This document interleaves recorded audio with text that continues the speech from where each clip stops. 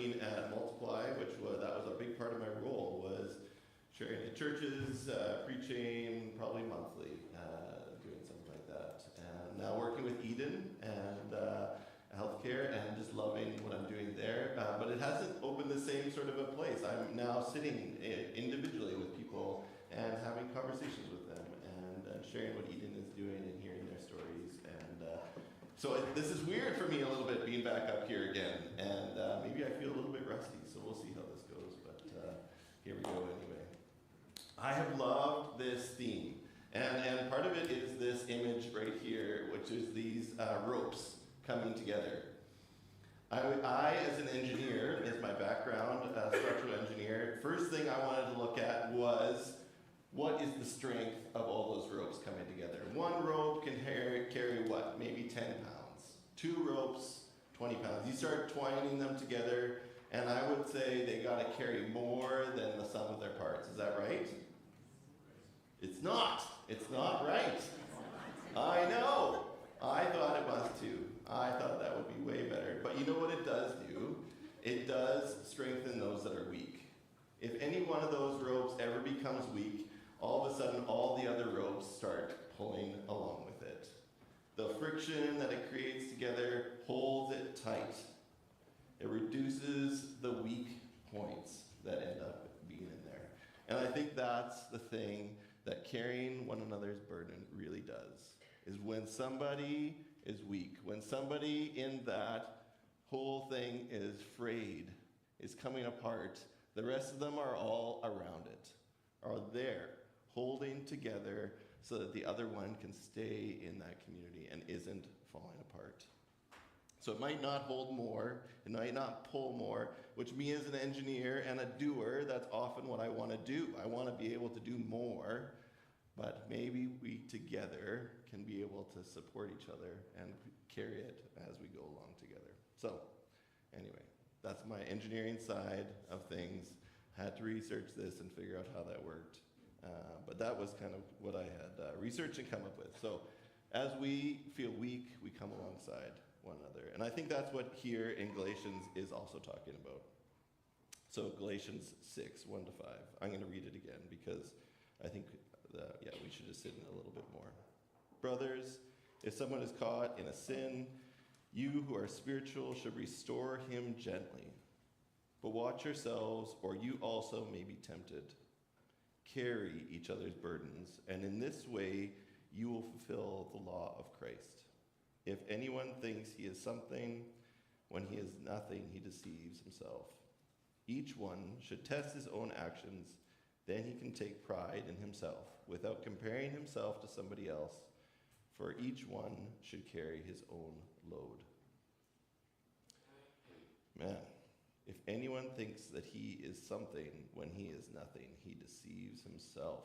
Man, I think I have, as an engineer and as a doer, thought that I will sit with you, I will hear your problem, and I will fix it.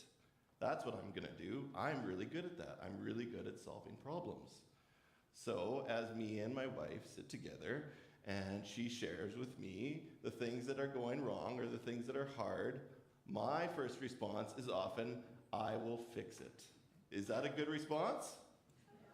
No, I'm learning. I'm learning that is not always the best response. That is not actually what she wants. In so many of those moments, she has already the understanding, the things that she wants to do. She knows these things. She sat with these problems. She knows the way to fix them. What she really is looking for in those moments is somebody to sit, to hear, to understand, to grieve together, all those things in those moments, to be with her. I don't need to fix those things, and I don't need to carry that load for her. She is able to do those things, but she wants to know that I am with her. I'm with her in those moments. I'm learning how to do empathy better through some of these moments. We've had this conversation over and over. I'm not an expert in this. I'm only learning, and I think it is through me learning that I can maybe share a little bit of my own things here in this.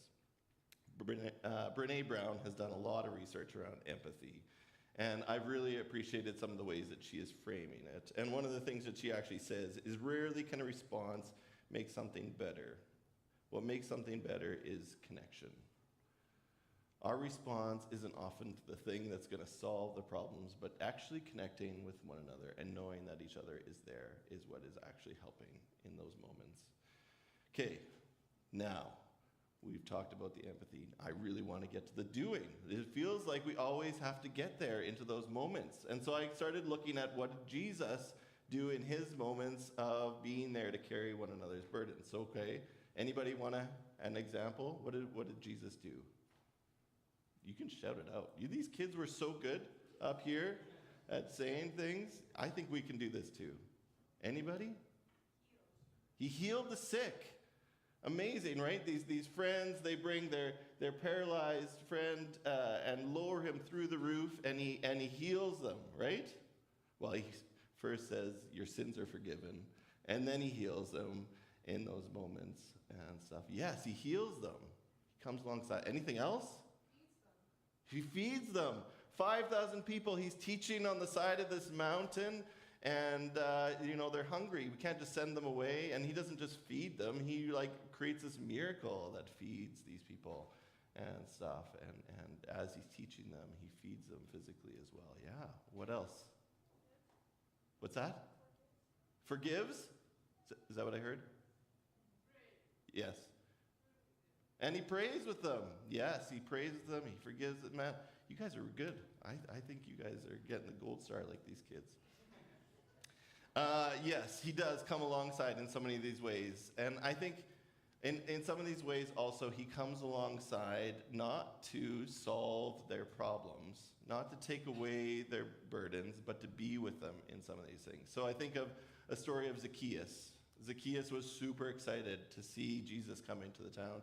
Climbs the tree, wants to see, and what does he do for Zacchaeus? He goes to Zacchaeus' home and eats a meal with him. He goes to his house. Zacchaeus is the one that provides for Jesus in this moment, and it is in that moment where he forgives him and all these other things that are happening that Zacchaeus is transformed. Something has changed in him being with Jesus. But he is the one providing in these moments. So he's doing the feeding, he's doing the healing, he's praying with them, he's doing all these things, but I also see how he's bringing people alongside. The woman at the well, he comes up to her, knows in the middle of the day that's where she is, and knows why she's there in the middle of the day and not in the cool morning. He comes and hears her story, or he shares that he can bring living water, and he's asking for water. She's providing him water in the middle of the day here as he is drinking, and also brings this transformation.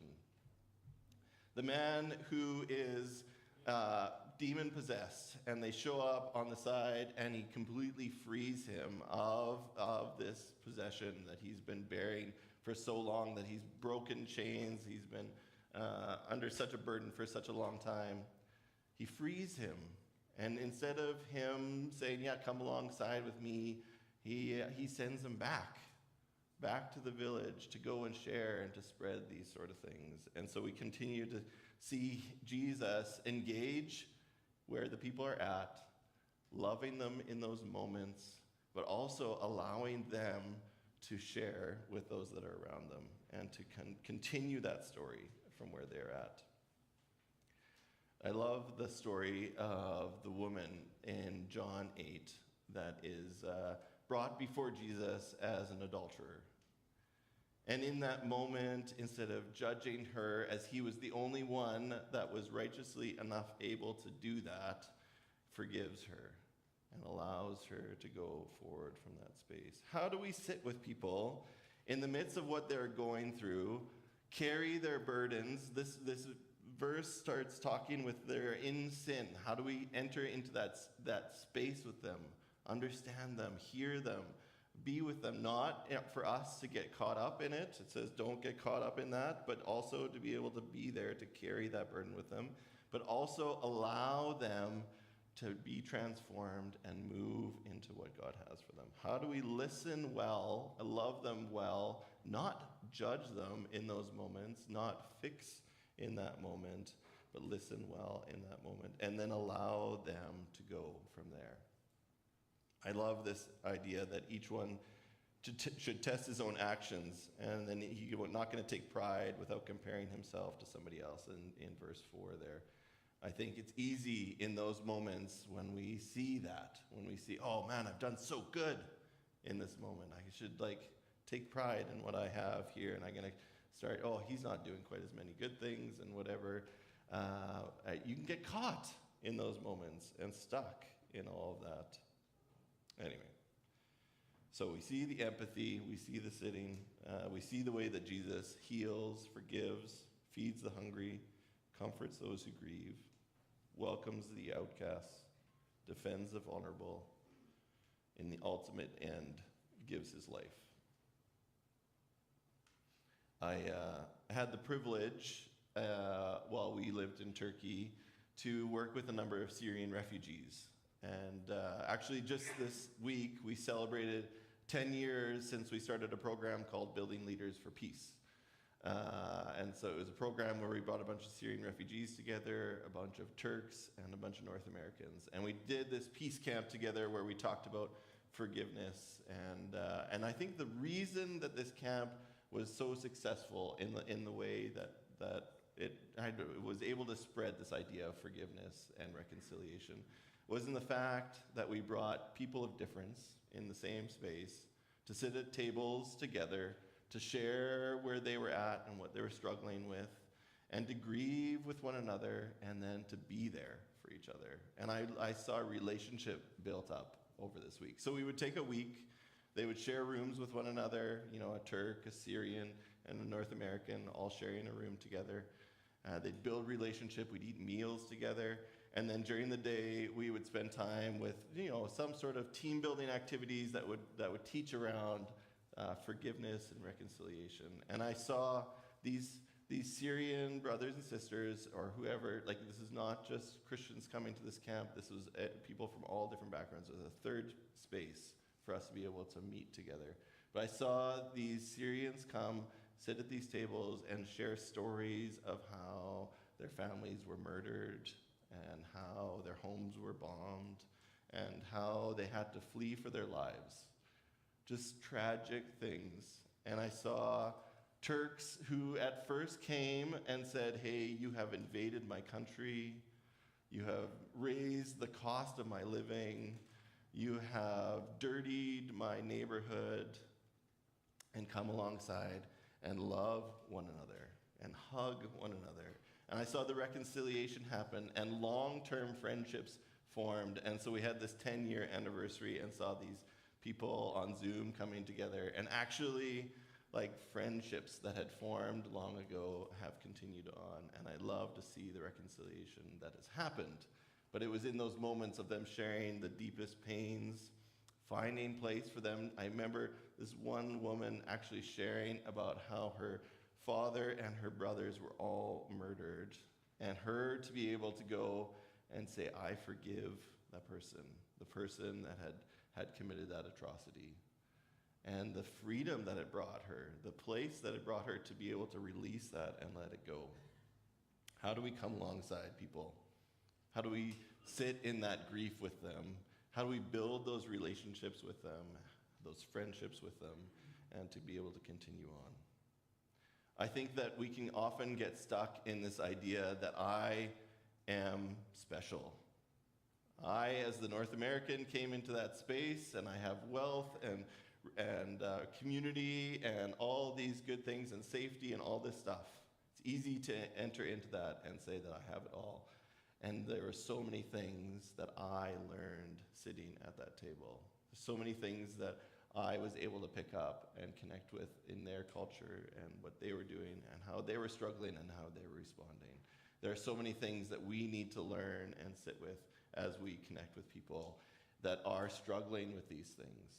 I don't think that we can just go in there and have that mentality that we are going to solve all these problems, but we can go into there and build relationships and see what God's going to do in the midst of all of it.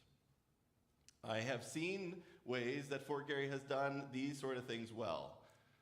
I've seen small groups that, as a group together, when you know that your group or somebody in that group is not doing well, Jesso says, he's not feeling good, he's not feeling well, he's in the hospital, and this group, these people come around bringing food, spending time praying for them, being there for them. We are here as a church being there for one another, supporting one another. We're listening well, and we're providing, we're loving well.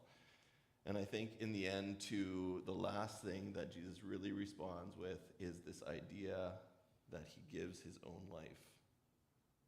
How do we sacrifice? What are we letting go of in the midst of all the stuff that we have? I have a busy life. I have so many things going on. I have so many needs that need to be met. I have people around me that I probably just don't have time for. How am I engaging this idea? I think Jesus continuously walked this idea of giving up his own, life, ultimately. How do I engage in a similar way? What am I actually walking towards and saying, I'm going to set aside my own needs. I'm going to sit with this person in this. I'm going to provide. I'm going to be there. How do we carry each other's burdens in the midst of busy life? I don't know. I get caught so many times in that question, how are you doing today? And I hate it. Every time I have to say, oh, I'm so busy. I've got all this stuff to do. And how do we put that aside sometimes? And how do we say, hey, it's actually really much more important for me to sit with this person, hear their story, grieve with them, understand where they're at. Maybe there is something that I can help out with. Maybe there is a meal that I can provide. Maybe there is a way that I can invite them over. Maybe I can help take care of their kids. Maybe whatever it is, there's many things I think that we can engage with. And I think as small groups we do that well. I love seeing the way that the church is caring for our community with these drop-in day camps and the kids that flood that space and the space that's opened up for that. I love pickleball, where I see this group of people all sitting there having this conversation while they're waiting for their turn to play pickleball, but the stories that they share and the way that they are there for one another in the midst of that. I feel like this church is doing well at being there for one another, and I think that we are carrying one another's burdens together. And so I come here as a member of the church and say thank you. I appreciate that. And how do we engage that, continue to engage that, and how do we continue to walk like Jesus did in all these things? He was able to just so freely, I don't know, I just think of so many ways that he engaged with people's stories and walked with them. So may we do that as well. Let me pray. Lord, I thank you that you have given us such an example of carrying others' burdens, that you have engaged people so well in their hurt and in their pain, and you have not engaged in judgment and in trying to fix everything for them, but Lord, you have entered into the space that they need, and you've been there for them, and you've helped bring transformation. And Lord, I pray that in our own lives, engage our own lives. May you come in the midst of those times when we feel overwhelmed, when we feel like our burdens are too much to carry. Lord, I know that you are with us. May you help us in those moments. Help us to lay down some of those burdens. And Lord, bring people around us that will encourage and love and care for us. And Lord, may we be those to others around us as well.